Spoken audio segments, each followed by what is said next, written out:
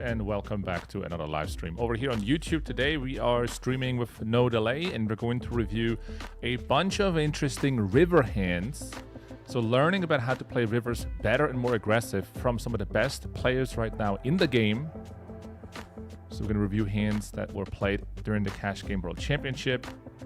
Plenty of river spots. So I put together a list of interesting hands to review for the river specifically. And this will be super interesting because we're looking at primarily 2K hands from some of the best players in that pool. Sometimes I'm going to be in the hand, for example, getting bluffed on the river, or sometimes I'm calling as well. But it's going to be primarily from players that were in the pool, not myself. I'm going to jump here into the action in just a second, just putting out the announcements that we are indeed live.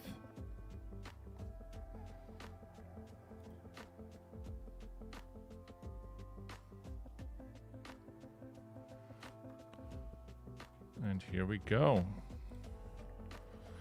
All right, so we got hands loaded up here on Hand to Note. In the background, I do have PLO Trainer. By the way, I have PLO Trainer as a desktop app, so you can also download it on your desktop.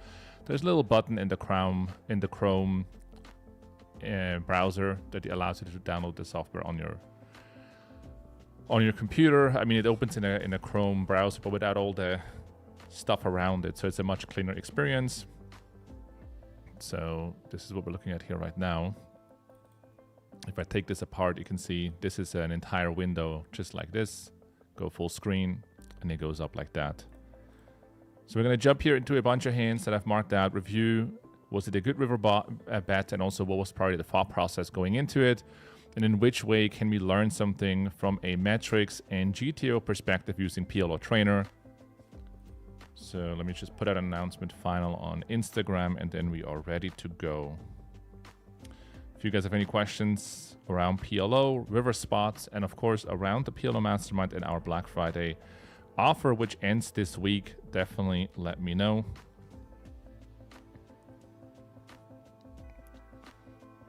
So I'm going to share this thing.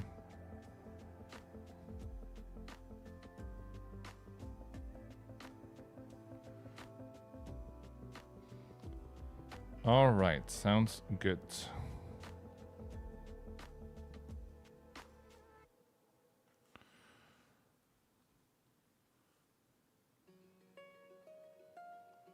Nice, recently bought your book on PLO low stakes, almost through it, now trying to become a crusher. Well, it's really good timing because the next step would be to work with a software, as you can learn from the book. And obviously, I recommend working with PLO Trainer. We had a bunch of updates, especially since the book is now a couple of years old. If you want to check them out, we're going to review a lot of the hands using, of course, the new UI, UX here on PLO Trainer. Currently, we do have our Black Friday offer up until the end of this week. So let's start with that before we're going to head into some hands. PLOmastermind.com. There's a banner on top where you can click on Black Friday. This ends in 4 days. So this year, apart from saving up to 30% versus the monthly plan, you're also going to get access to an exclusive series of 36 videos called the Championship Collection, 25 hours plus of content of myself preparing, executing, and afterwards doing the analysis of the Cash Game World Championship. Most of the videos are at 2,000 PLO, and some of them are 500 PLO. We're talking deep stacked, we're talking aggressive poker against good opponents. It's very, very interesting. So you get access to the Championship Collection as well as, of course, whichever plan you're going to go for. You can either choose between having access to the application, aka PLO Trainer, 4 or 5 card, plus the videos, 2 weekly videos, plus more than 200 videos in each plan that are already available. So here you can see 4 card, 5 card, in the middle is the bundle. And you can also go for the PLO Trainer only bundle or option, 4 card, 5 card, and the bundle. This offer is going to run out by Sunday, so make sure to take advantage, just like more than 1,000 people that are in the PLO Mastermind and that are actively using not only the videos, but obviously also the software. So again, Black Friday ends here on Sunday, !Black Friday in the chat. And with that out of the way, I would say we're going to just jump into the action here. And the hand number 1, by the way, is a hand that we have already seen, but I just want to go through it very quickly one more time. So here we have Sages, 3-betting on the button. This guy has the most amount of hands in the Cash Game World Championship. He played 110, more than 110,000 hands in 4 weeks of primarily 2K. So that's very impressive, of course. Goes ahead and 3-bets here, gets called. So it's a button versus under the gun spot, pre-flop.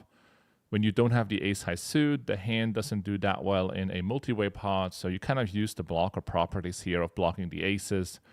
And this hand plays much better in a top pair, top kicker kind of scenario versus trying to go for turn or river nuttiness, where you make boats and flushes, sometimes straights. And so therefore this hand belongs into our 3-betting range. We can actually have a quick look into that to understand where the cutoff points are there. So we are going to use the 6-max solution for the Cash Game World Championship. We have an ante, we have no rake, the good old times. We have to wait another year to play no rake. Okay, so under the gun opens, we're on the button, and we can just head into the matrix view here and go for single suited hands. And if you look into ace king, these are all pairs, ace king king, and then the rest of it is single suited ace king and side cards. And obviously you can see most of the hands want to call. However, here we have in the red one the ace king queen jack, ace king queen 10, ace king jack 10. And when they are at the lower part of the diagonal, so this element here, that means it is the non-nut suit, or what we also call the bad suit. So if I click on ace king queen jack, this quadrant, it shows on the left-hand side ace king queen jack with a king high suit or with a queen high suit. And those hands are completely in red, which means we are going to be 3-betting. Same thing for ace king queen 10. You can see ace king queen 10 is actually a bit of a flat if you have a nut suit. But those 4 Broadway cards, even with the nut suit, as you can see here, are always going to be 3-betting. And we stop 3-betting as soon as we drop one of the Broadway cards. So ace king queen 9, ace king jack 9 starts calling a lot more. Same here with the nut suit on this side of the diagonal. And if we now change this, I mean, double suited is not a question. We're going to see a lot of red, as you can see right there. But tri-suited is actually a undervalued concept for beginning PLO players. So people usually think that, you know, ace king queen jack with 3 spades or 2 spades doesn't make a huge difference, but it actually makes a massive difference. Here you can see these are all tri-suited combos. And whether we have the nut suit or we don't, these all belong into the calling range. They are not 3-betting. They're all green. So we're not really 3-betting anything that is tri-suited. Big difference there. So back to the hand here for a second. Our hand is single-suited, not tri-suited, and it's going to be a full-frequency 3-bet. This hand is, by the way, a fold against a 4-bet. But in this case, we only get called. And the flop is 8-7-6. Again, I reviewed this hand in the past. I'm going to go through it a little bit quicker. This board is really bad for the 3-better. The 3-better is going to have primarily aces and then some high cards. And the high cards usually don't connect right there. It's a little bit too low of a board. So 10-9 and sets and 2 pairs and lower straights are more present in the caller of the 3-betting range. Also notice that this guy is supposed to be folding some of those loose ace-high hands that also wouldn't connect in this spot, you know, like ace, king, jack, 7 single-suited, where he doesn't really have a straight. Like those disconnected hands that are dominated by aces are folding a ton pre-flop. So what's left is a lot of connected stuff, and that's going to do really well on this board. So out of position has a full frequency lead. And you can use a couple different sizings, but like 20% to 33%, maybe half is like all fine. In this case, we do see the smaller sizing. If we look into the sim here for a moment, and you will obviously see that a lot of the players are going to play really well because they are studied individuals. So if we go MP versus button, which is a bit more accurate for the ranges in play here, given that the championship ranges are so wide, and we take this like 8-7-6 flop, we can load up the sim right there, and out of position is going to have a 69% leading range on this board. So it's not full frequency. You're going to have some hands that don't miss and that don't hit, but you can definitely lead out on the flop a huge amount. Let me see if this changes if we are under the gun. So EP versus the button. We're going to go this way. I mean, the ranges are quite similar. So it goes up to an 80% range. When you 3-bet an under the gun open specifically, you're going to have such a narrow range as a 3-better. You're just going to do really bad on the flop. And you can also populate this equity graph here on the bottom left. And in that one, you can see how the equities are for both players and where the polarity is. So basically, the equities in the top left show that under the gun is actually an equity underdog at 48%, but still chooses to lead a huge amount because it has the polarity advantage so massively. So this thing here shows that all the good hands, 2 pair sets and straights, are more present in the green player, which is the under the gun player, and that allows him to lead at a high clip. So in this instance, we saw a small lead, and then Sagas is getting an amazing price on the flop. And if you have only aces with absolutely no backup, you can fold. But given your equity and given MDF defense frequencies, you're not going to be folding much here on the flop. So if you look into the actual sim where we see a half pot size lead out, it's a 35% fold frequency. And against this sizing, you're going to fold something like 28% or something like that, 27%, maybe something along those lines. So not gutter backdoor flush, it's going to be a call. And if we look into the actual sim, we can see that this hand is a pure call. You can also see the EV here in the middle. In this case, we have BDFD 1, so backdoor flush draw 1. And it's obviously going to be a pure call for about 2.4, 2.5 big blinds in value. And we're going to head to the turn.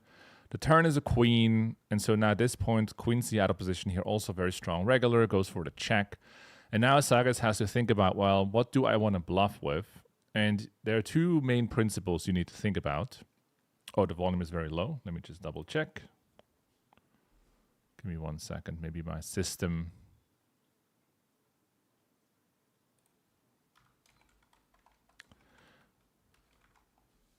lowered the microphone volume. Yep. Okay, so is this better? This is as loud as I can go. I mean, I could go louder, but let me know if this is working out better. So back to the hand. The 2 principles you want to think about when building bluffing ranges are, 1, how much equity do you have when you check, right? Because when you check and there's a decent chance you're going to win, it becomes less attractive to bluff because you have some level of pot, like you have some pot share, some chance to win the pot, and therefore you are okay to also show down. Unless number 2 is very strong, which are the blocker properties, right? So in this instance, the difficulty for newer players is to understand where they are in their range. So if we think back about the hand, this player on the button ended up 3-betting pre, so it already has a very narrow range of like 4 to 5% of hands. Then on the flop, he ends up calling, so that removes like some of the most airish stuff. If he had like ace, king, queen, jack, where he doesn't have a straight draw, it's just going to be folding the flop very often. So he's going to have a lot of aces and better in that range. And now when we arrive on the turn and we arrive with ace high, we need to realize that if we want to find some bluffs, you should probably start with hands that have ace high. And in this instance, they also have a straight blocker with a 10, blocking 10-9. And they also have some equity. It's not much, but we can hit a 9 for the absolute nuts and then actually push for value. So this is one of the better hands to be bluffing with given those 2 elements. Very, very low showdown. If you think about our entire range, we have a ton of aces here and better.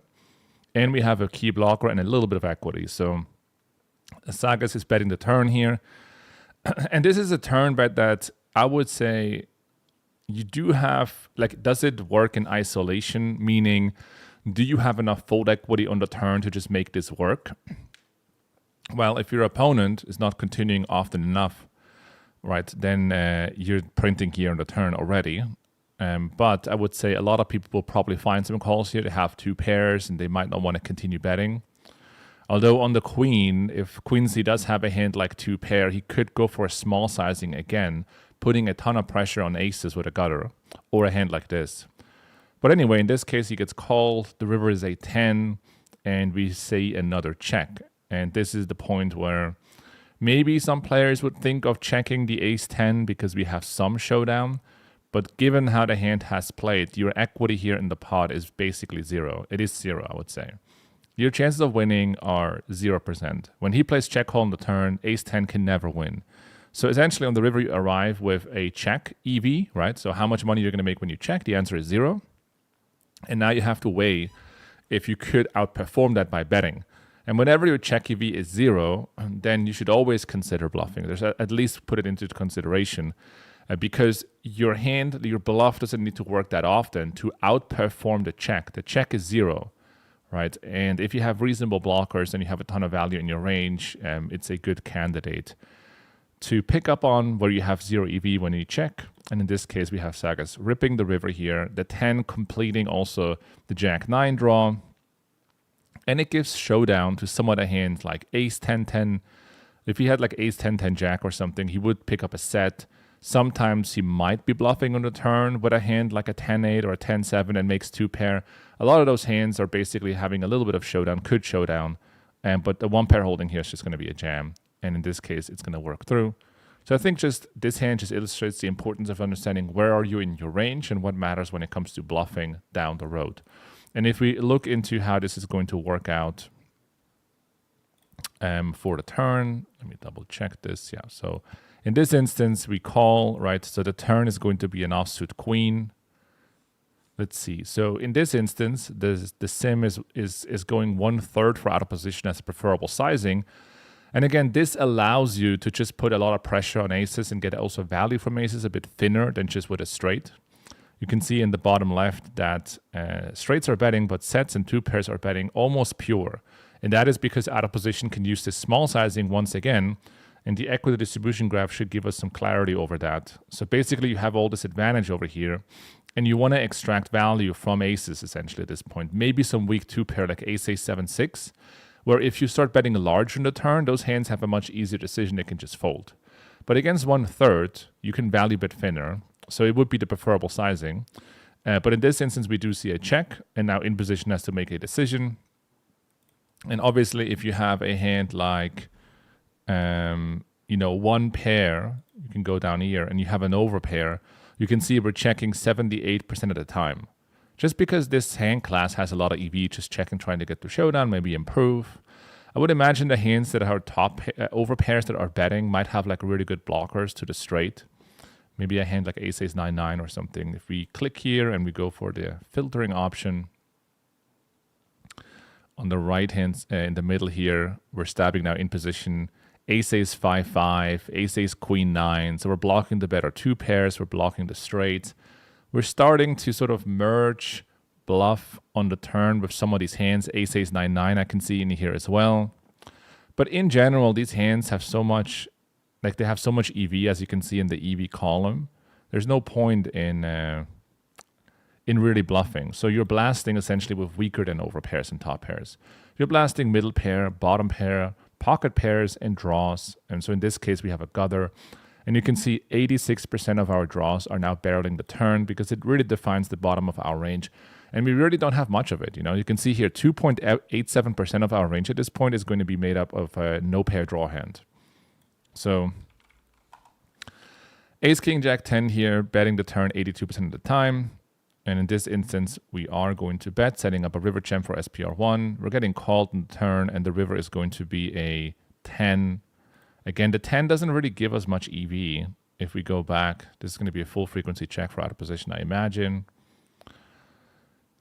So 98% check, and then in position with the ace, king, jack 10 is going to elect to probably just pure blast it in. Yeah, so the bet here on the river is supposed to make about 6 big blinds, where the check is obviously going to be 0. You can see here our EV when checking is going to be about 0.14 big blinds out of this pot. That is almost 90 big blinds big. So the difference, or the EV difference between checking and jamming is absolutely massive. So it's a much better option to jam here versus, I don't know, let's say you bluffed on the turn with something that made 2 pair on the river. As you can see over here, 2 pair checks 88% of the time. You really don't bluff 2 pair very often. Under the gun has a polarity advantage on the flop, but as played, the button has the polarity advantage on the river. Yeah, I would on this, well, It certainly does, but I'm not really sure. I wonder like how much polarity matters exactly on the river, but we can see that over here. Yeah, okay. Actually, it has a massive polarity advantage on the river. So obviously all the nuts, then some two-pair stuff. And if you hover over the parts of the range, you can also see what they start doing. So in terms of equity versus range, the weakest hand that is betting, if we go along this line right there, is going to be the ace king 5-4. So this hand is going to be shoving with the bottom straight, and it's going to be the thinnest hand. I guess the logic here is also we unblock all the pairs holding ace king 5-4. But if you look at the weight, you can see this hand doesn't usually take this line anyway, because the weight is low arriving on this note that way. So it certainly is getting really thin, jamming this kind of straight here. So then we look into this hand. The weight of ace king 9-5 is 100 or 1.00. So this hand always plays this weight pre-flop, on the flop, on the turn, and on the river. And it's going to define our... I think this is our weakest... I mean, we're basically only jamming straights here on the river. And we have straights way more often than our opponent. Our opponent has like bottomish straights here. But then they already start, running out of that. So he will definitely have to call us with some non-straight hands that block the straight. In this instance, let's see, all in. You can see how wide the guy in out of position is going to be calling. I mean, the call frequency is going to be based on MDF, the sizing that is going to be chosen. And you can see a set is actually calling pure, but it's hard to have a set, only 6.8%. And then two pair has to call a quarter of the time, which is going to be a big, big hand class. So you don't only want to think about which hands are going to be calling, like obviously straights, but also in order to accomplish anything close to an MDF frequency, in this case they're calling 46% of the time based on the sizing choice, you're going to run out of hands very quickly using straights and sets only. So you have about 20% sets and straights, and you need to go up to 46%. So you're adding some two-pair hands into the mix here.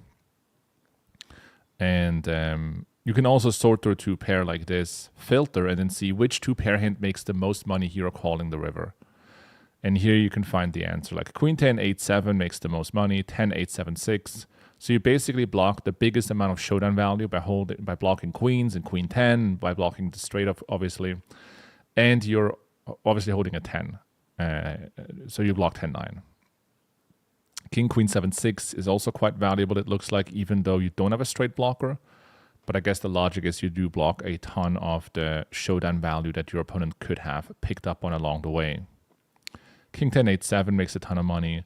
So when you review a hand that you actually played, I would think about like how much money does the river hero call make based on the properties that we have, right? Based on and you can find the answer here in PLO Trainer by looking at the EV. Okay, let's move on to the second hand. If you guys have any questions here, Jordan, what's up? Welcome to the stream on Twitch as well. I'm watching. Then make sure to put it in there. Next hand, King Jack 5-3. Not a standard defend the big blinds in a regular game. I would say in this game it's probably also supposed to be a fold, but this is about river play, so we're just gonna move on.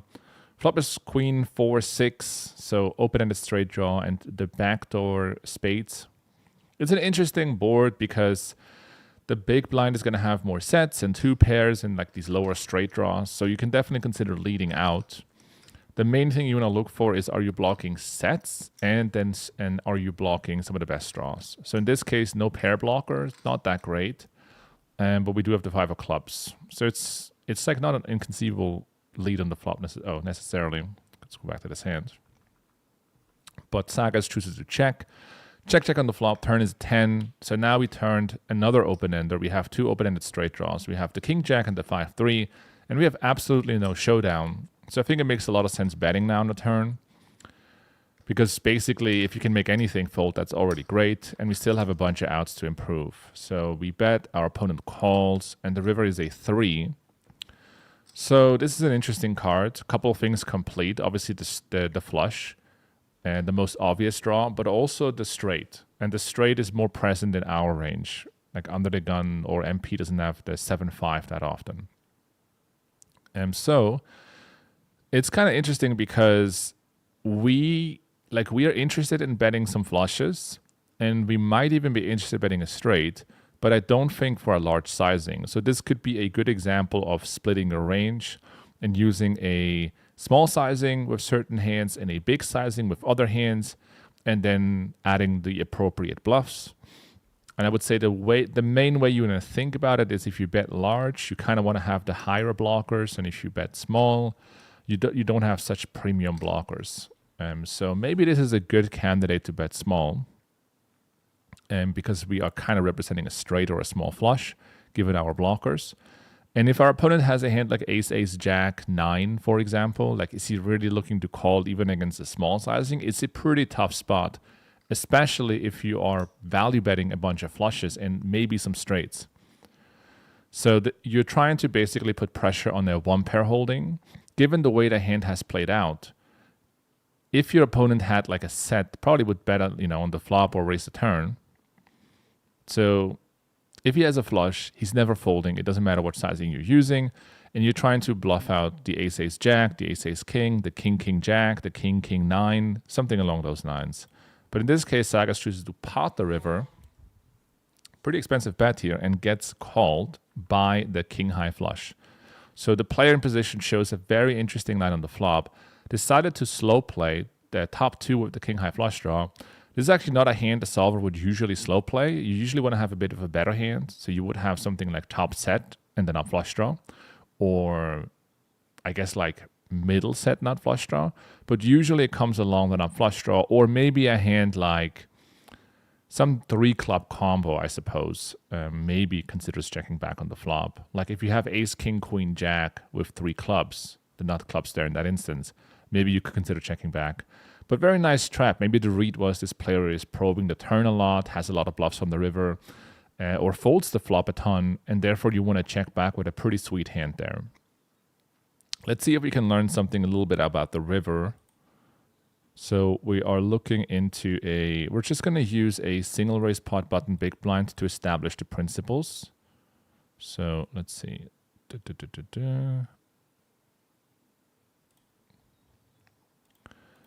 And the flop here is queen 6-4. We're going to use queen 4-3. So queen 4-3, 2 wheel cards. There's a lead frequency of 10%, button big blind. And in this challenge, I would say it's a bit wider. But anyway, it goes check, check. And the turn is a 10. Introducing no additional flush draw. That's correct. And so out of position only uses a pot size sizing. He's basically saying, hey, I might have ace of speed that you have checked back, or maybe a weak top pair. And if you look into king jack, say 5-7, no, it's an open-ender, 5-6. It's a 93% bet frequency on the turn. So basically those hands really want to bet. You have no showdown, but you have a bunch of outs. You go ahead and pot, your opponent calls, and now the river brings in, let's say, the 5 of spades or the 6 of spades, something like that. Let's say the 6 of spades.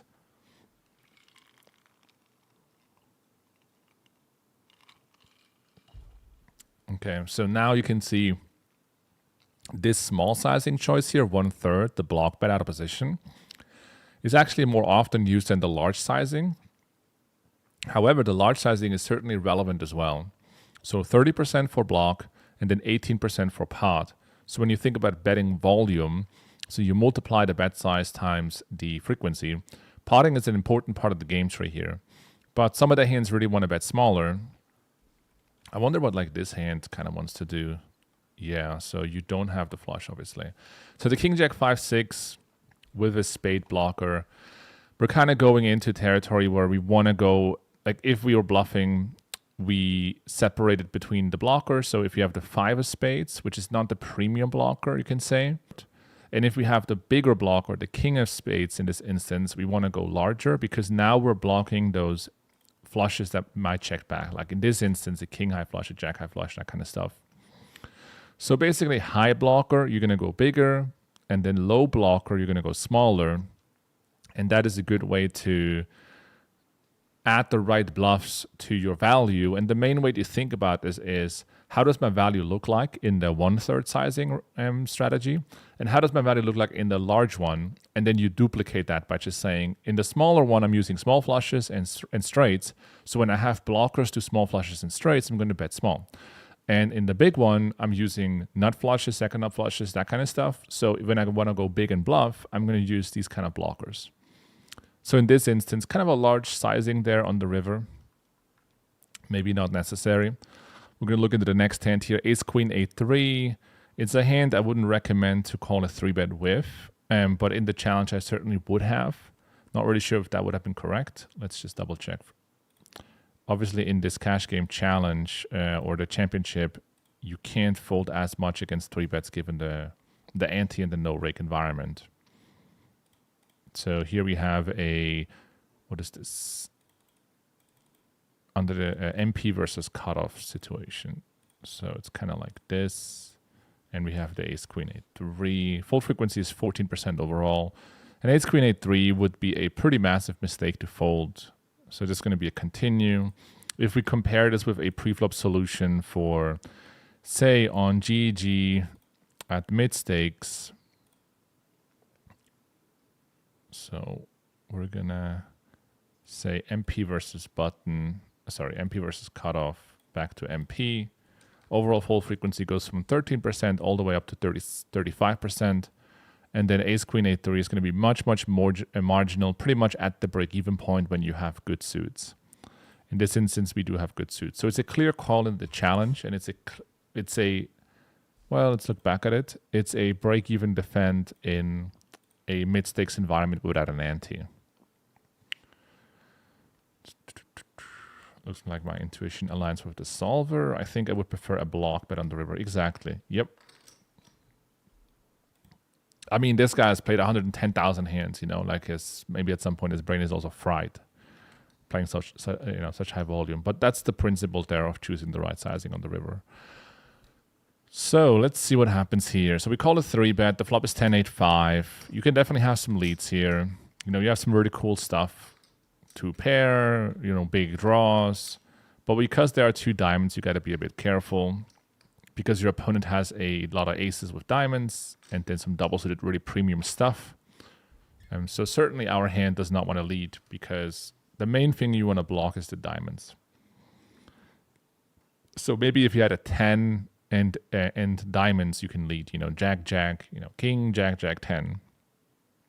With the king of diamonds is going to be a lead. But not this hand. So check, check on the flop. Turn is at 6.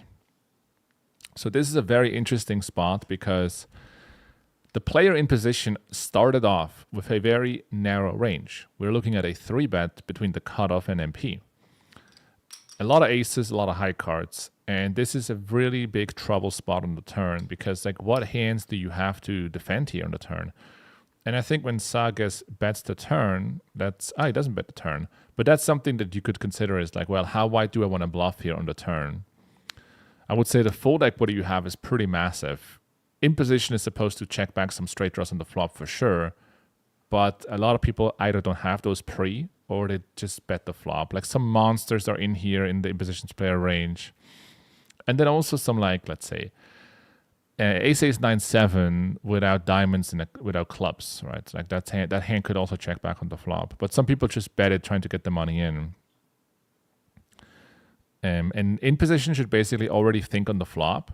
Okay, this is a bit of a trouble spot because when my range checks back, on a lot of turns, I'm kind of attackable. Most people are. And you need to plan for that ahead of time by checking back hands that can deal with turn pressure.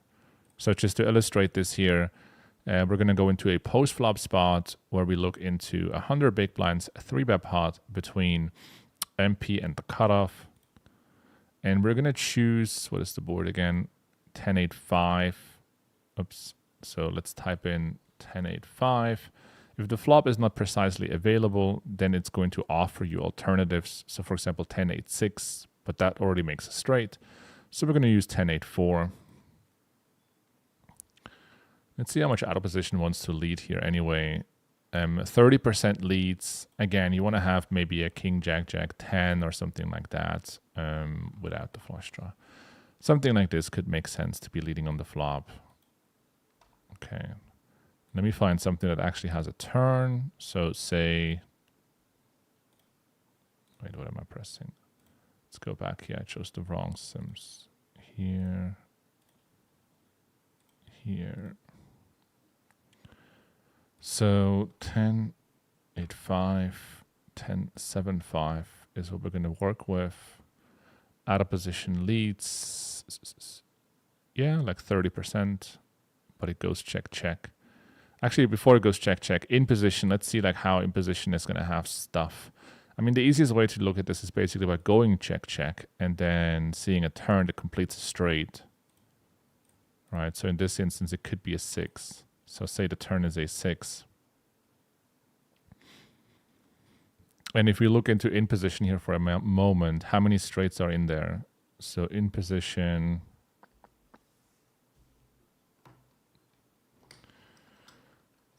I mean, in position has a lot of one pair, like 70%. That's really the problem.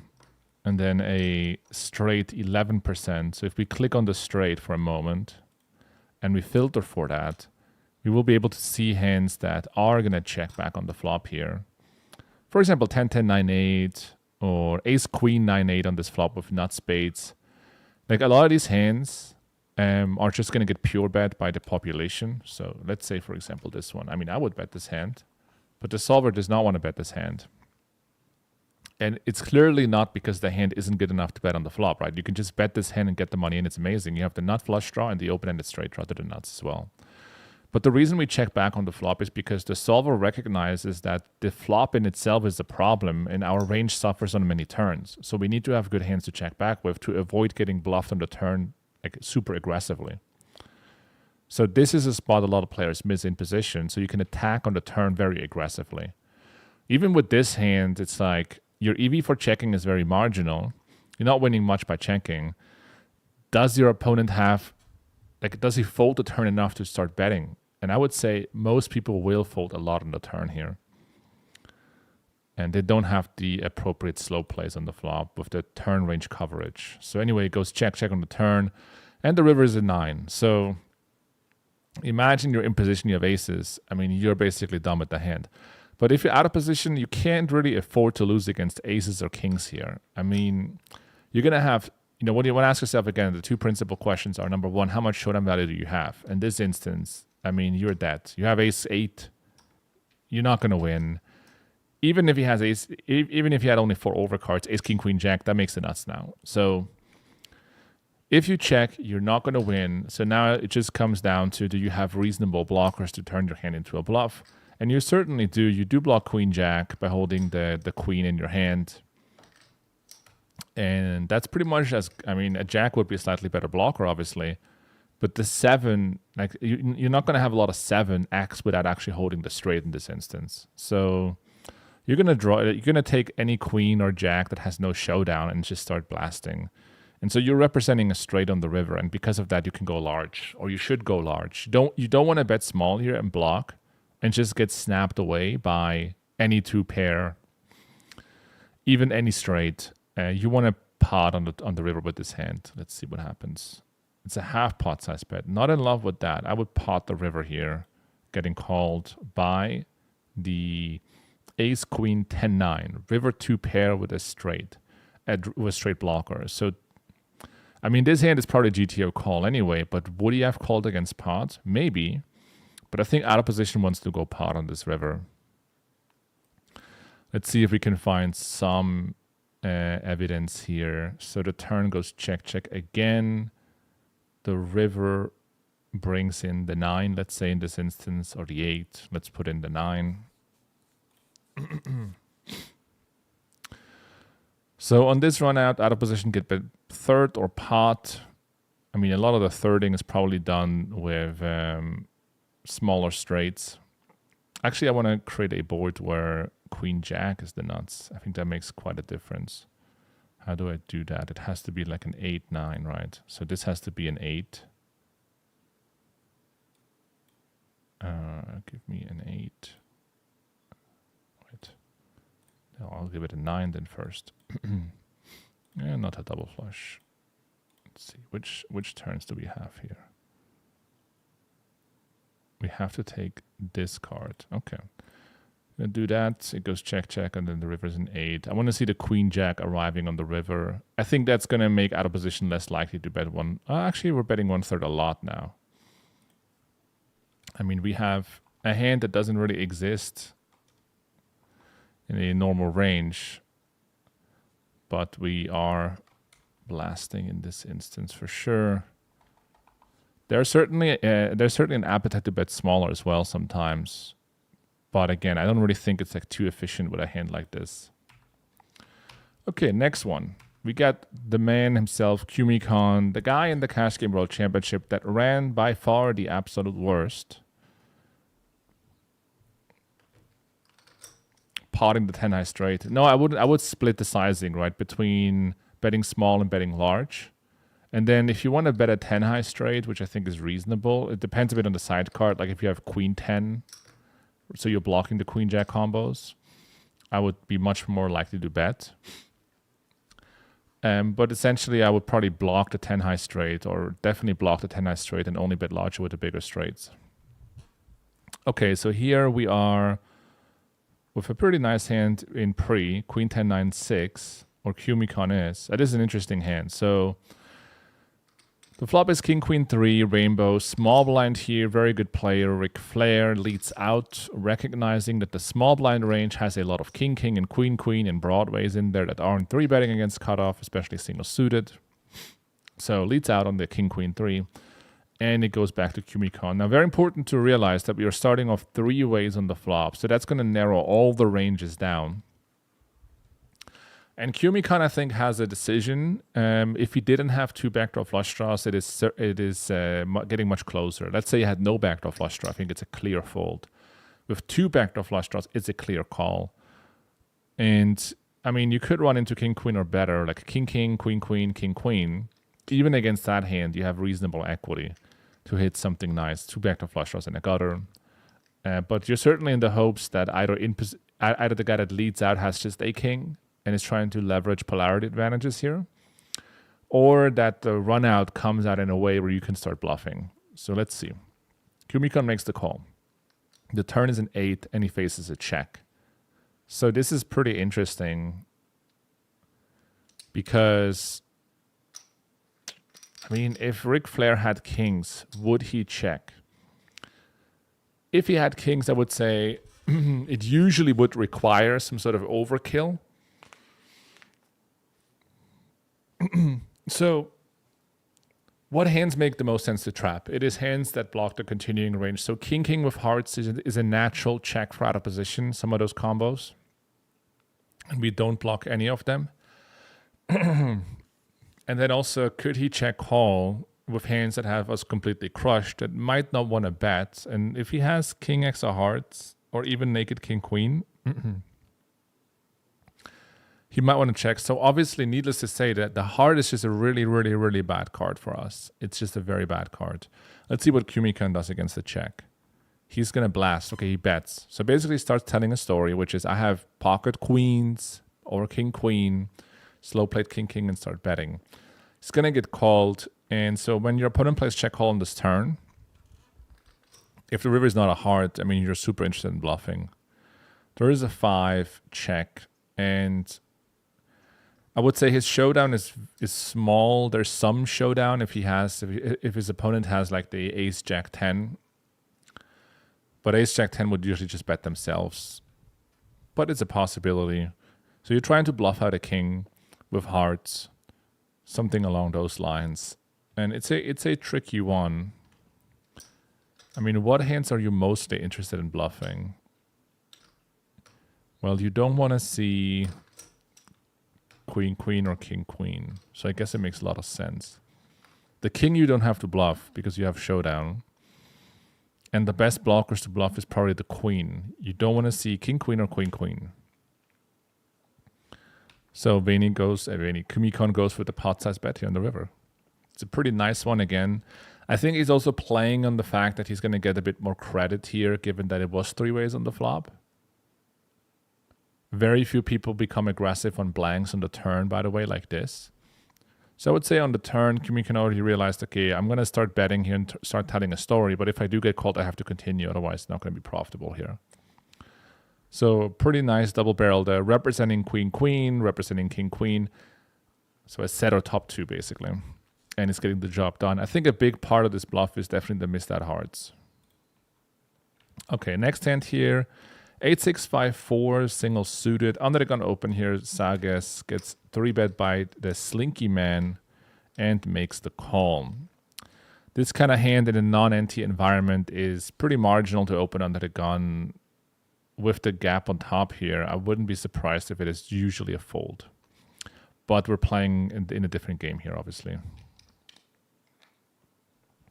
You don't want to bluff the river too many busted draws. I mean, to be fair, I mean, you unblock all the busted draws, right? It's way likelier that if your opponent plays check call, he actually has hearts.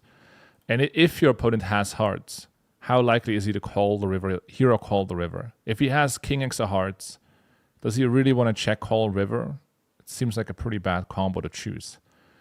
That's why it's kind of cool for out of position to have like a king, king, and heart and trap on the turn. But I doubt a lot of people will do that. Okay, next hand we do see a 3-bet pot. Natural check on the flop here on the ace high board, and we do see a small bet. Ace 3-4 it might not be a full frequency bet once you have these straightening boards with low cards like ace 6-5, ace 3-4 with the straight here. You see a bit more checks in position, but out of position has a pair and an open ender. You do not want to raise here ever, because if you get it in against aces, you have very low equity for a stack. It just doesn't make any sense. So we call. The turn is a 10, so at this point we're just check folding against a large bet, but it does go check, check, and that's a very interesting check back because the 10 is an offsuit card, right? So if in position had aces, it's actually pretty interesting to check back because a lot of the calling range on the flop is some sort of stuff. Like let's say he has an ace, okay, well there's that. But if you have two aces, you kind of block that a little bit.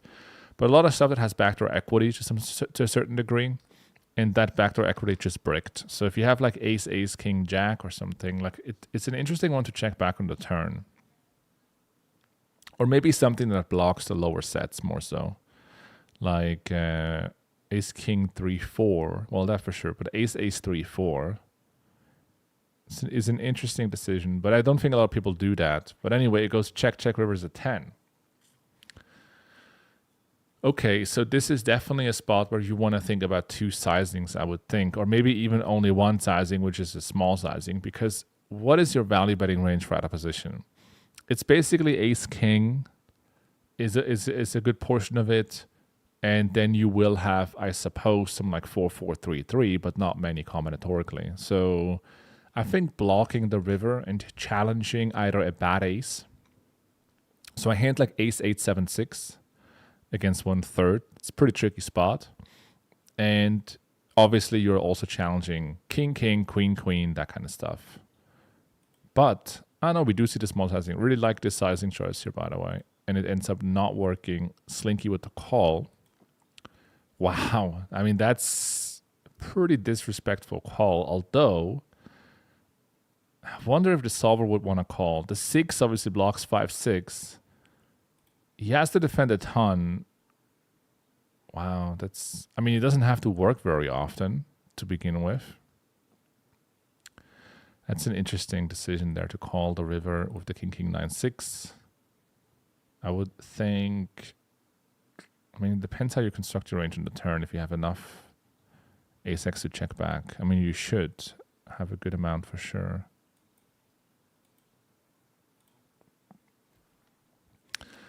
That's an interesting one. So the flop is like a rainbow ace high board that builds a straight towards the bottom. For example, ace deuce 3. I mean, ace deuce 3 is a bit different because 4-5 already makes the straight. But how much is in position C betting on ace deuce 3? Only half their range. So that's pretty that's pretty I wouldn't say necessarily, well, somewhat surprising, I suppose. Let's look at ace 5-4 where you have open enders. You have 6-7 in this one.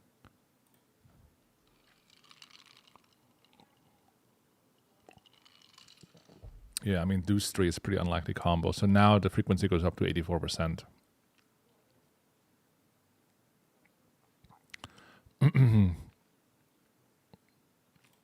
Yeah, I think you definitely want to block ace king here on the river for value. It's a pretty easy value bet, right?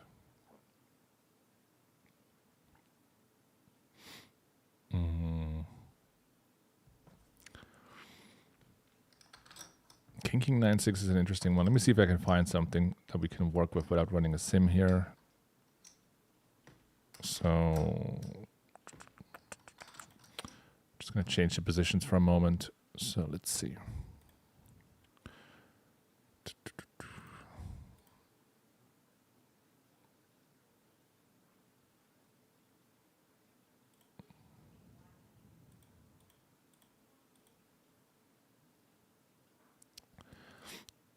Ace 4-3 is the flop. Is that true? Yeah. Ace 4-3, 10-10, all rainbow. Ace 4-3, cutoff button.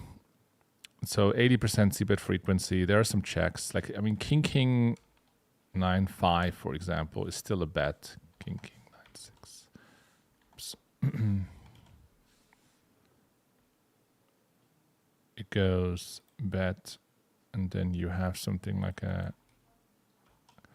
pair open-ender. You just call. It looks like if you have two backdoor flush draws, you could also raise on the flop, possibly.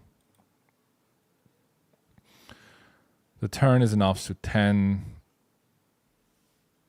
I wonder if, like, in position has somebody slow plays that I was just mentioning. So let's say you happen to have ace on the offsuit 10. No, you're just supposed to bet. I guess there are enough draws out there. You just want to bet like all those hands for value. I mean, surely you can like check, you know, something where you lose against ace 10 in sets. But anyway, it goes check, check, and the river's a 10. So let's have a look what out of position wants to do. Actually, there's not much blocking, only 4. I mean, there's not much betting in general, but 4% blocking and then going larger. So if you happen to have ace king in this spot, ace king, you don't have ace 10, you don't have a straight, you don't have ace, or a boat, basically. Don't have 4-4, 3-3. I mean, it looks like all the options are kind of open here. You can go small or big. You can even check and check call. Basically, the hand is worth different amounts. Can fit into a lot of different ranges. What about this hand? Wow, this hand is checking the river. Our opponent has too much ace-x. I guess we have a pair. That's actually something I didn't think about. We actually have a pair. That's something that you usually don't think that much about when you look at this hand. So we have a pair of 4s, and we do beat like a queen high, some jack high rundowns, like a jack 9, 8, 7. We do beat a few hands, and it looks like we're just about good enough here to want to check. I mean, cutoff versus button, it claims 10% of the pot in terms of pot share. Against the block bet, let's have a look if some hand like king 9-6 or king 9-5. Like, we're not gonna fold king 9-6, and we're not gonna fold king 9-5. Yeah, I figured, like, I think the solver, I suppose, is gonna call given the sizing choice, but it's definitely an interesting hand to see. I didn't expect the river to be checked.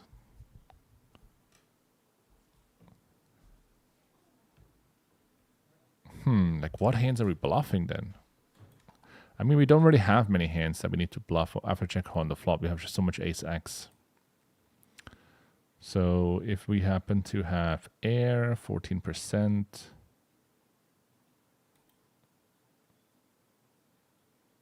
Maybe bottom pair. So you can go to the EV of these bluffs to see. I mean, we're going to have some backdoor stuff that break, some gutties, open-enders potentially. It looks like a 3 is kind of more interested in betting than a 4. I guess that makes sense. The 3 blocking ace-king calls makes sense. So absolutely no showdown or maybe a 3. It looks like it attributes a good amount of value to the 4. So if you have a hand like this one. Looks like you want to bet. You're blocking ace king, you're blocking ace queen, you're only holding a 3. EV difference is not massive, but I guess that makes sense. You just don't have that many bluffs here, to be honest. Okay, so you're not going to go this deep. You're not going to dig this deep, I guess. Interesting one, their GTO play by the caller with king 9-6. I would think so, based on the outputs. Hey, JNandez, is poker going to evaluate me? What is at some point when people study 80 hours a week can win, right? Only people that study 80 hours a week can win? No, I mean, luckily that's not true. I mean, there are a lot of people in poker, it depends on the environment you're in, but there are a lot of people in poker that study barely, that win a lot. And that is specifically true for live games or in softer online games.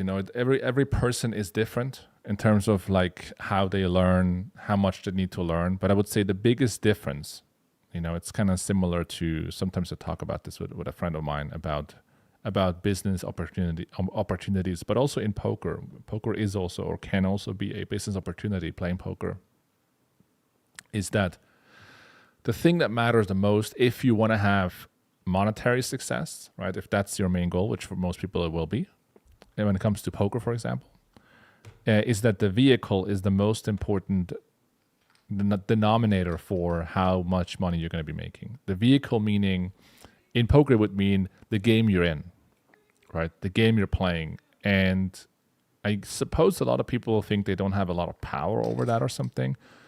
But if you really think about it, you have a lot of power about where you play. It just takes some effort to find the right games, to get enough info on your hands, to be able to evaluate games based on rake and competition. So I always say, like, if you want to build a role, if you want to have success in this game, you should spend a lot of time, especially in the beginning, to figure out where do I want to actually play. And then once you have found that spot, then you study, and you then know that studying is also worth it because the game is beatable and there's a lot of money to be made. So if you play in a high-raked, low-stakes, high-competition environment, which those exist, then the problem is not the studying or whatever. It's just like you're in the wrong vehicle. It's kind of similar to, if you think about business, there's this old good business example of, if you are a hot dog seller, right? You sell hot dogs. Which asset would you like to have? You can either have the best hot dogs in town, right? You can have the cheapest ones in town, the most expensive ones in town. You can have, the most exclusive meat or whatever it could be, or maybe VIPs go to your thing. Or you can have the best location, right? If you have a hot dog stand outside the stadium or inside the stadium, it doesn't matter that much how these hot dogs are going to taste. Like, you're going to make some money because you're in the right spot. And if you have the best hot dogs ever, but you are where no one else is, right? You're in the worst district, like no one even lives there. It doesn't matter how good the hot dogs are. You're not going to make any money because you're in the wrong environment, in the wrong vehicle, right? You're kind of doing the right thing. You want to make those hot dogs, and you certainly, even if you have the best location, you want to improve them and make sure your product works, and it's great. But the whole point is, like, why start working on making the best hot dogs if you're in the worst environment ever where no one even buys hot dogs, Maybe you join a vegan community and you sell hot dogs with meat. It's like, it doesn't matter how good they taste, you're not going to win. And in the same way in poker, it's like, well, I see people, you play like high-raked environments, like Russian cash, low stakes on GG. You pay like 14 big blinds per 100, and you're trying to like study the game. It's like, well, you have it the wrong way around. Figure out where to want to play, where it actually makes sense to make money. Then you get better. And now you know that the hours you're going to allocate are worthwhile your effort. So if you only have access to a game that requires 80 hours of study, I don't even know if you would do 80. I mean, it doesn't even, your brain can't even comprehend 80 hours of studying. But anyway, then you need to fix the game you're in first. You need to find a better game, and then you find a game where that is not necessary. You're in the right game, and then you study, but you don't need to study 80 hours. For professional players, I would say like you want to study like 1 to 2 hours a day. And that's not like, I don't know, hardcore studies, sit in and be super crazy about it. And I would say for non-professional players, you study a few times a week or on the weekend, like one longer session, something along those lines. Go to Sahara to sell sandals. Yeah.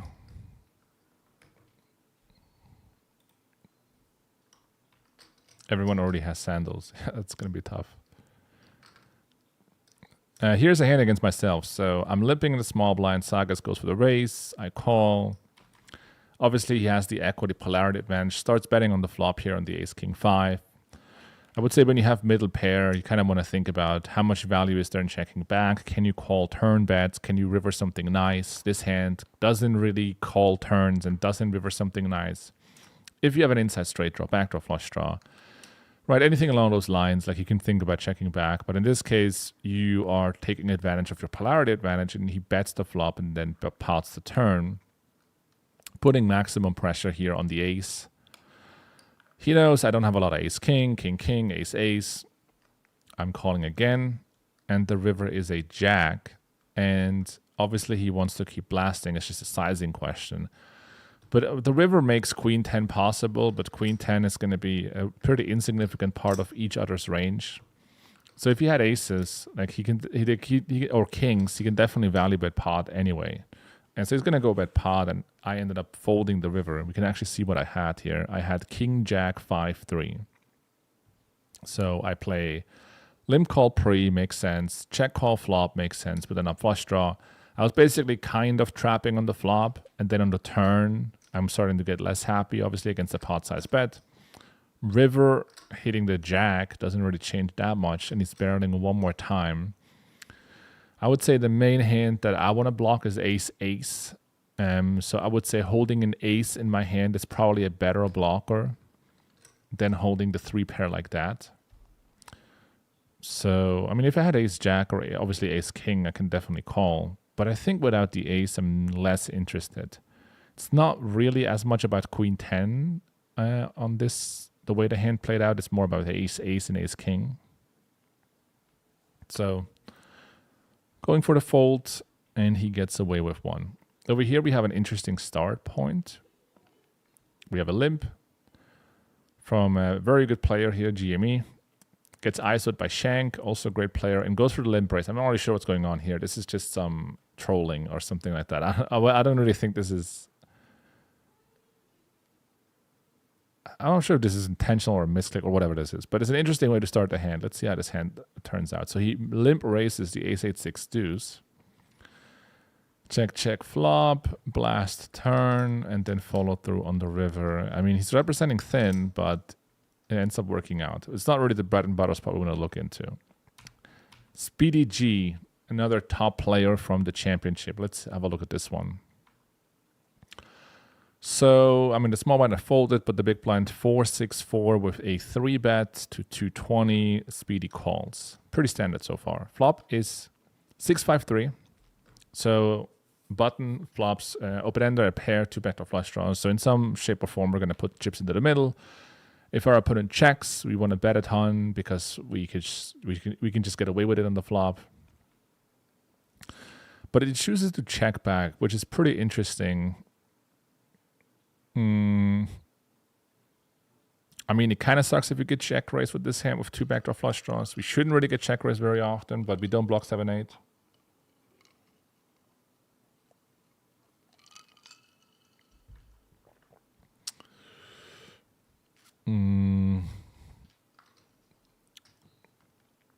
Faces delay on a 6. Obviously, this could be a wide range of different hands, and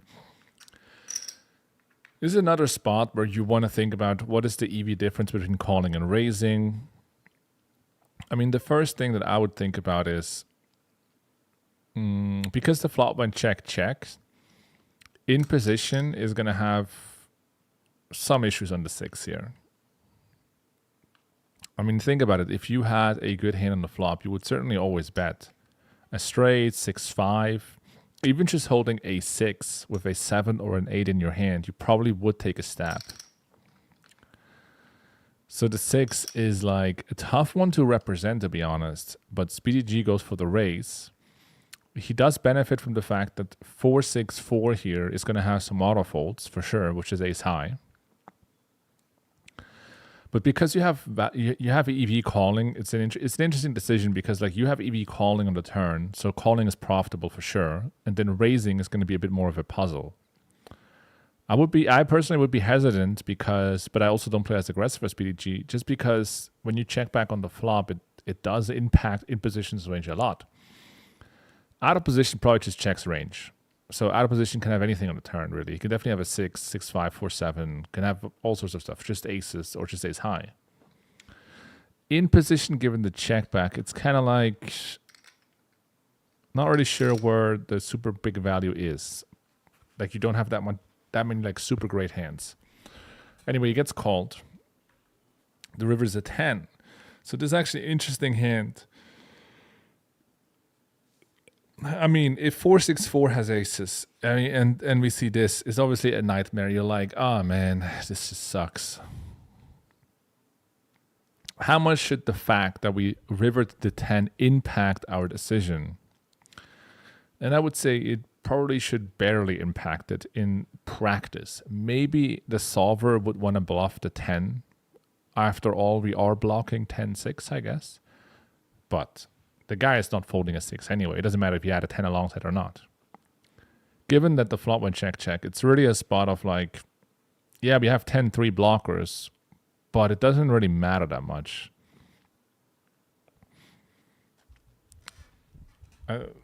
We really want the guy to have aces and not a 6, basically, or 4-7. So we don't want to have an ace, and we don't have an ace, so that's great. He could have a hand like ace 7-8, which we don't block, so that's not too bad. Or ace 7-9, which we don't block, not too bad. I would say I'm standing here with the idea that you don't want to have aces. Maybe you don't want to have the king's blocker. You don't want to have 7-8 and 7-9. So it's not a bad pick. I don't think the fact that we hit the 10 in practice makes a huge difference necessarily. But in this case, he's going to get called for a stack. And, oh my God, his opponent calls him down with the ace 8-5. Probably thinking something similar to what I was saying there on the flop. It's like when he goes check-check, it means it narrows in positions range a lot more than out of position. In theory, in position is going to have some good hands. But I think in practice, it's very difficult to show up with good hands. Next hand here is Sorvian, top player, rated number 1 in my last video. Let's see what he comes up with, the deuce, 3-3. If you know anything about PLO, you studied it a little bit, then you know that deuce, 3-3 is the magical, I always bluff combo, because it has a lot of removal effects to some of the folding ranges on rivers. I mean, it sounds kind of complicated, but basically when you have a deuce in your hand, or even 2 deuces in your hand, you really want to bluff, and when you have 2-2-3-3, you basically have You just close your eyes and bet 3 times on whatever board runs out. That is, I mean, it's not exactly true, but it's actually also not super untrue, to be honest. Anyway, we bet the flop. I would say the flop is not necessarily a range check, but you could play range check.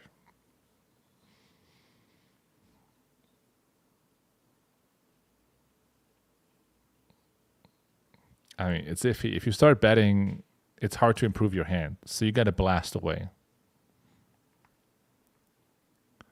Turn is sus. I missed the 4-bet. Where? In which one?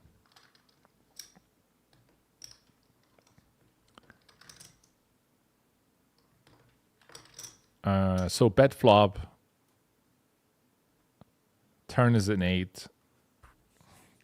The reason you bluff so often with 2-2 is because, let's say on this board as an example, if you think about this turn, you want to have removals to what, right? Well, you don't want him to have 5-6-7. Well, if you have deuce 3-3, you don't block any of those cards. Isn't that great, right? Or you want him to have a hand like a queen, jack 10, 2 backdoor flush draws that just snap folds a turn, right?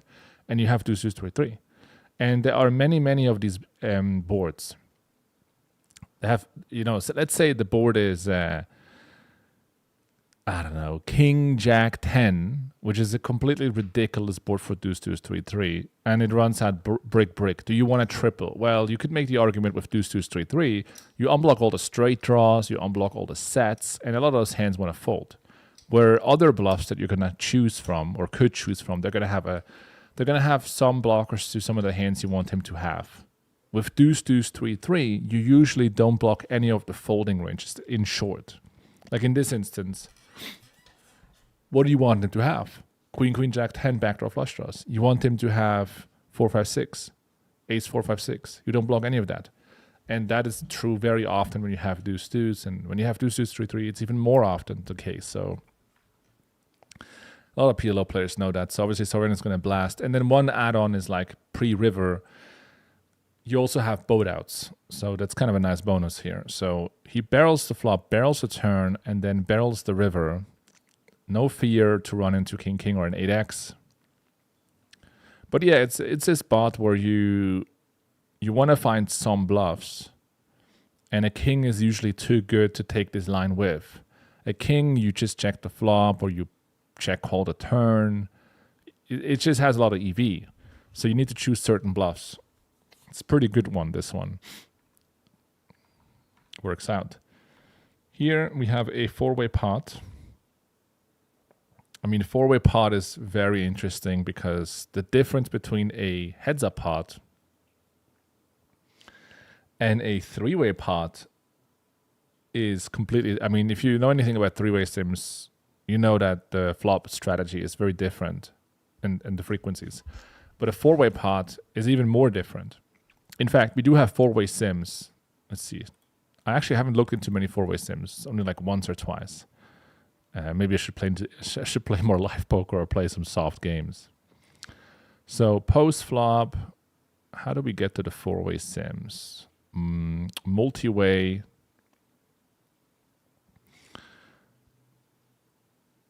Where's the 4-way stuff? Cash, post up, multi-way, single raised pot.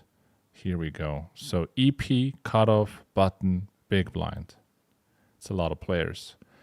What is the flop? Queen, Jack, 5. Do we have something like that? Queen, Jack, deuce. Let's do that. So this is a 4-way sim. Yeah, that's also, that's a good point. When you do hit the deuce, you always get paid because it looks like a brick. So this is a 4-way sim. So the guy in the big blind bets 8%. Obviously, I mean, he's out of position against 3. They could have anything. Usually, when you're out of position against a bunch of players, you just check. But this is interesting because Sorvian has the queen, and he has 2 10s, and he has hearts. So he's stacking a lot of blockers, making an argument for leading. And I would say this hand could be interested in leading 3 ways, but I would personally not do it 4 ways. It's just, I think 4 ways you just need like the ace of hearts a bit too much probably. But he comes out firing small, and I end up folding. This guy calls. Can I see my hand here? Yeah. So I ended up having 8, 7, 6, 5. Easy fold, obviously. Let's see. On the flop, you have queen, 10, 10, 4, for example, right? And you do have the spades. There is actually some appetite for betting if you have backdoor flush draw blockers as well. Or an actual backdoor flush draw. What's going on in this hand? No club. It's a bit thin, but not unreasonable, actually, 4 ways. The idea, of course, is that you're representing queens down the road, or you're representing a straight with those 2 10s. So the turn is a 6, so it's time to blast. You're basically saying, hey, this is a 4-way pot. I obviously have top set. This is a 4-way single raise pot. I let the flop into 3 opponents out of position. I obviously have a set. I have to have it. Pot. The guy calls. This guy is basically saying, hey, look, I have a draw, and I'm trying to get there. He might say, I have queen jack or jack jack. But I mean, how happy are you actually with Jack here? If you have like Jack 7-5 with no hearts, and the river is an ace. So now the question is I mean, Sylvia never wants to check because the hand is not good enough. And the question is, does he want to represent the queens or the queen or the jack or the what? The king 10. I mean, I would say he's just gonna pot and put, you know, queen jack and jack and ace x of hearts into the blender. Yeah. Makes a lot of sense. A lot of future blockers, and if you start betting on the flop, I mean, the idea is you're going to bet on multiple streets. Okay, let's jump into some bigger pans as well. Let's see if we can find some cool bluffs here. What about this? Okay, I know this one. It's a disgusting one. So we have a limp from under the gun, Speedy G. Limping, obviously not really a thing you want to do in different environments, but this is pretty good. I mean, this is a big part of the strategy that a lot of people play to some degree, limping with the ante no rake.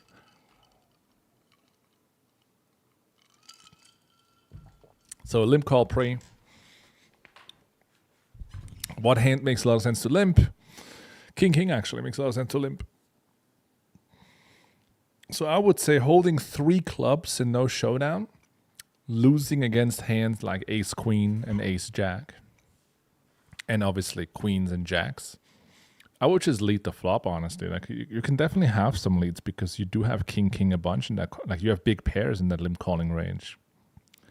So I would probably just lead, but Speedy decides to go for the check, faces half pot, and this is actually a hand that the solver really doesn't mind raising on the flop. It sometimes hurts to raise fold the nut flush draw, but when you raise fold the nut flush draw, you have no pair, no nice draw, no backdraw flush draw. You just use the raw power of the blockers, 3 clubs in this instance, and you just check raise the flop. And if he rips you, I mean, you're going to fold. If he calls you, you can still get there and have an absolute, I mean, have the nuts and have a value bet. So honestly, I think this could be either a lead on the flop or a check raise on the flop. But we do see a check call and things develop here into the turn. Turn is 4, so kind of a break. I mean, there's some hints that improve, obviously. We see another bet, 360, and another call. And the river is a 6. So what changes on the 6? 7-5 gets there, and deuce 5. Deuce 5 is an extremely unlikely combo for the limper. Like, what hand with deuce 5 wants to limp call pre? I mean, maybe ace, deuce 5, ace, deuce 5, 6? I don't know. That seems pretty weak. 7-5 possible, right? Like 8, an 8 high rundown that made 7-5, like 8-7-6-5.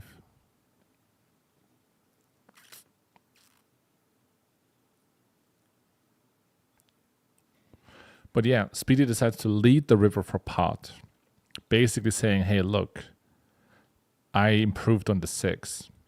I think if Canarian has kings, he just never folds. The thing is, when you have 3 clubs, your opponent probably has none quite often, so he's gonna like call really, really frequently. So it's an interesting. The thing about the river is like you need to have some bluffs, and probably holding a 7 makes a lot of sense. It's tough to find the right amount of bluffs here. Like what hand do you play check call that bluffs the river? It's probably going to be clubs that have no showdown or almost no showdown. If you have a king, you're not going to bluff. So essentially, if you want to have bluffs, it probably has to come from clubs, because what else do you play check call on the river, all the way to the river? The solver will probably not even have many leads on a 6, to be honest. It will probably just check like almost range, is what I would think.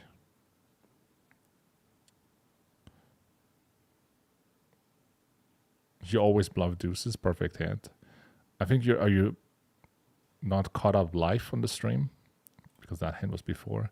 But he's potting, getting called here by king 10, 10, 8. Ambitious bluff, but opponent also on top of the range. Goes ahead and makes the call. Let's have a look at another one over here. Also Speedy G raising, getting called by the big blind. Flop comes Queen Jack 5. Betting on the flop. So yeah, on the flop here with middle pair, kind of want to think about, what's the value of the middle pair? And sometimes it is just trying to get the showdown because you have enough showdown value, or your hand will turn into enough showdown value to check. But this one is not really one of those candidates because you don't have a straight draw, you don't have a backdoor flush draw. You even block your 2-pair outs by holding a pocket pair in your hand. So it's a decent one to start turning into a bluff. So Speedy G with the bet on the flop, getting called. The turn is a 5. So now you can tell a congruent story of holding pocket jacks. Pot turn, or bet large in the turn. I guess this is a 75% sizing. And getting called, and then obviously blasting the river and getting it through. I think it's a pretty organic hand, but I just wanted to show you these as well because maybe some people are missing them. Here we have Happy Sally, also a good player here, having a very nice hand here, 3-bet with against the one and only Casca Grossa. Very aggressive player. Goes ahead and calls a 3-bet. Flop is King Jack 6. I mean, sometimes you got to check this flop because your opponent has a lot of Broadway, but with this hand you can just bet. For sure you have some equity and you have no showdown. You can see I have pot size bet and call. Turn is an ace. So it is an interesting one because on the ace, you want to think about, well, what does my value want to do? And I would say you don't really want to blast as much. Like there's certainly an appetite for betting smaller than pot because you want to bet aces. And once you start potting aces, a lot of the hands that you have completely crushed have an easy time folding. Like King Jack, for example. Even some of the Ace Jack combos as well. So I think the small sizing on the turn makes a lot of sense. And I don't think this hand is the best candidate, to be honest, because if you think about the 3-betting range pre, you have so many hands that have some level of equity, which is better than this one. Like you want to have ace 10. Like ace 10, 9, 8, for example, is a good one. You want to have hearts. So a hand like 8, 8, 7, 7 would be better with hearts, like double suited stuff. You could have a hand like, if you want to have blockers pure, no equity, you could have like 10, 10, 9, 9, for example. But yeah, without a heart, and with, like, even if you hit the queen, you don't have a value bet really for much. Probably would skip this particular hand. But we do see a small bet on the turn, so the sizing choice here, I think makes a lot of sense. If you want to bet this hand on the turn, which I would probably bet bigger, just like a one and done kind of deal, because it's going to get called a lot here. And if you had like ace 10, 9, 8, like you could blast some of the rivers and stuff. But in this case, blocking the queen 10 is going to blast. The advantage now arriving on the river, which is very often the case when you bet a hand on the turn, which is more marginal, is that now you're unblocking the hearts. So that's pretty nice. And he's going to go bet, turn, shove, river, and the hand is going to go through. So that's an interesting one to pick up there as well. But yeah, at the end of the day, I think, like, if we look at this hand, the whole point is that in game, you're not going to be able to find like the perfect bluffs all the time. It is, let's say we could do like button small blind. It's more about understanding the underlying principles of what is your EV when checking and what are your blocker properties for betting. So in this instance, we had like the King Jack 6 flop. Let's go there again. So King Jack 6. King Jack 6 rainbow, right? Yeah. Rainbow. The 3-better here bets almost range. I think once you play against MP, you probably want to be a bit more careful, but okay. So, wait, I took the wrong sim. Let me do that again.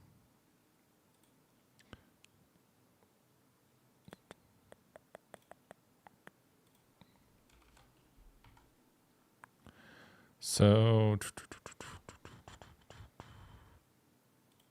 with this one, King Jack 7.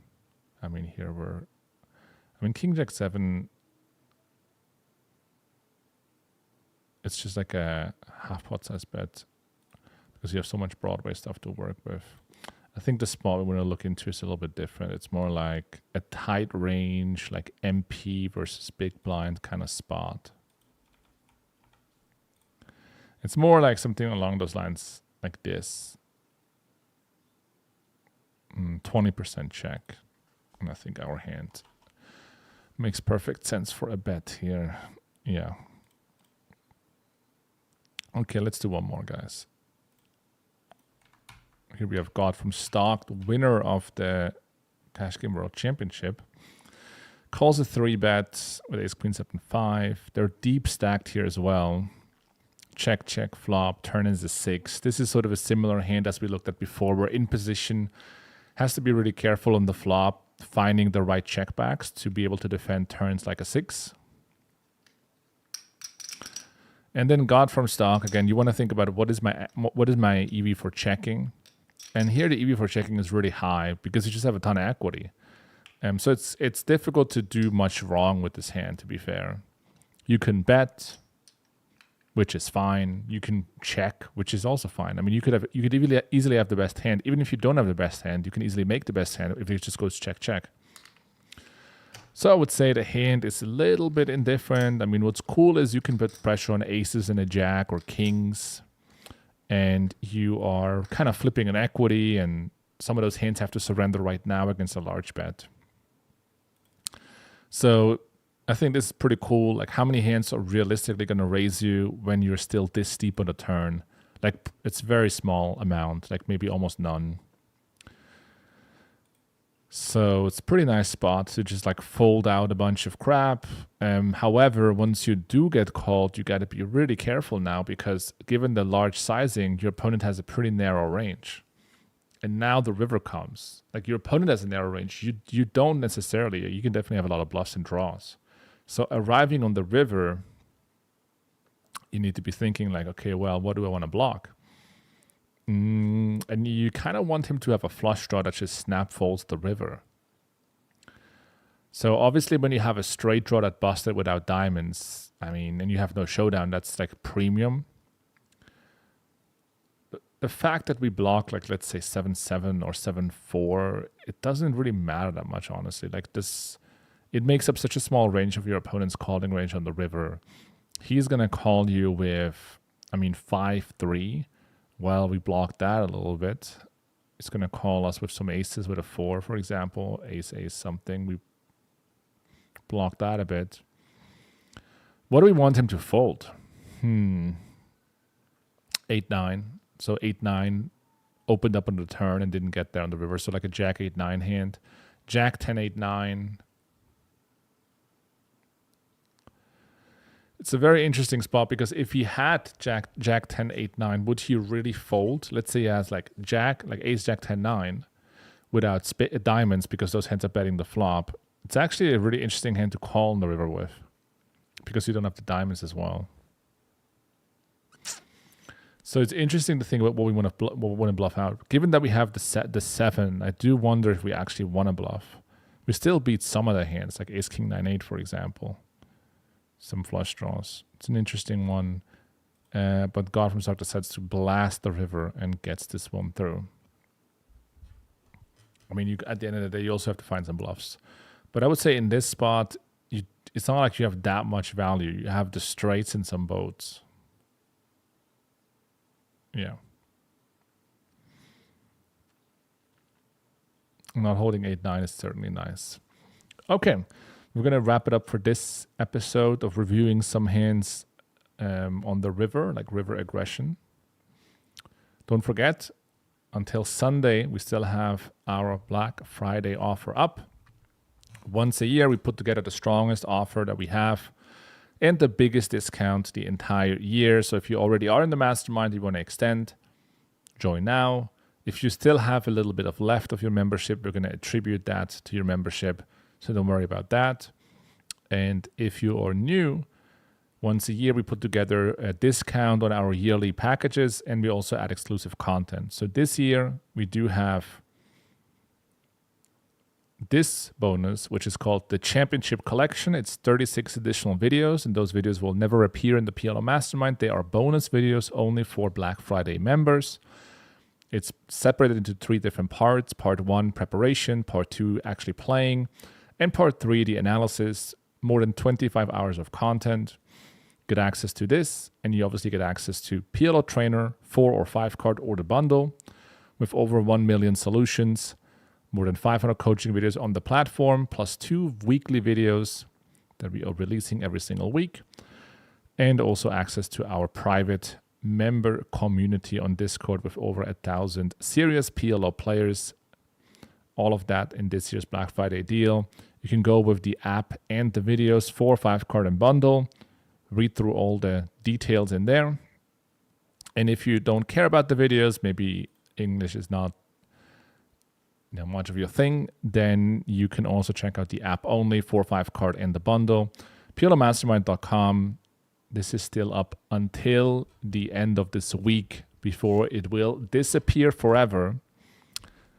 And if you are looking to get into a yearly plan, you are saving up to 30% versus the monthly plan. So we're putting a discount on our usually yearly plans. And especially if you are going monthly, I mean, you're going to end up paying a lot more. So this is the best time of the year to take advantage of it. So PLOmastermind.com, you will find the banner on top, Black Friday.